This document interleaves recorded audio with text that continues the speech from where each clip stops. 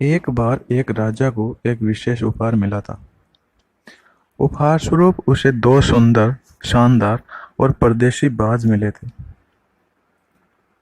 राजा ने उन्हें प्रशिक्षणकर्ता के पास भेजा। कुछ महीनों के बाद प्रशिक्षणकर्ता ने राजा को सूचना दी कि उनमें से एक बाज अच्छा कर रहा था, शानदार तरीके से उड़ रहा था, आसमान की ऊंचाइयों में उड़ान भर रहा था।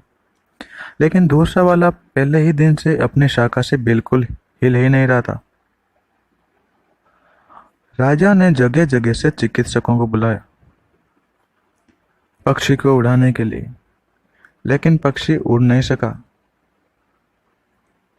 सब कोशिशों के बावजूद राजा ने निराश होकर अपने मंत्री से कहा, हमें ऐसे व्यक्ति की जरूरत है जो प्रकृति से ज्यादा परिचित है,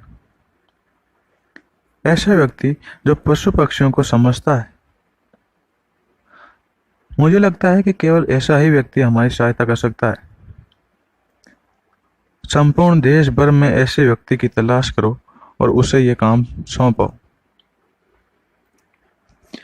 अगले महीने राजा उस दूसरे वाले पक्षी को महलों के बगीचों के ऊपर उड़ता देखकर आश्चर्यचकित हो गया था।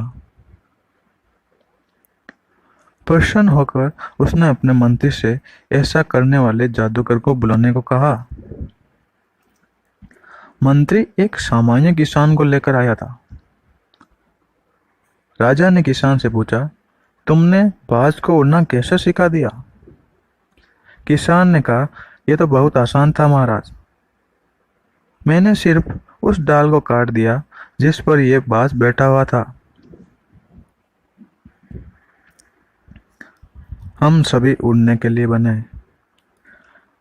हम सभी के अंदर अविश्वसनीय क्षमता भरी हुई है, लेकिन हम अक्सर हमारी डाल पर ही बैठे रहते हैं, उस चीज से ही चिपके रहते हैं जिससे हम ज्यादा परिचित है। हमारी सुविधा क्षेत्र में सिमट जाते हैं, साहसिक कार्य नहीं करते, जोखिम उठाते नहीं। संभावनाएं अनंत है, पर ज्यादातर लोगों के लिए वह अनदेखी रह जाती, क्योंकि हम हमारे सुविधा क्षेत्र को मजबूत बनाने में लग रहते हैं।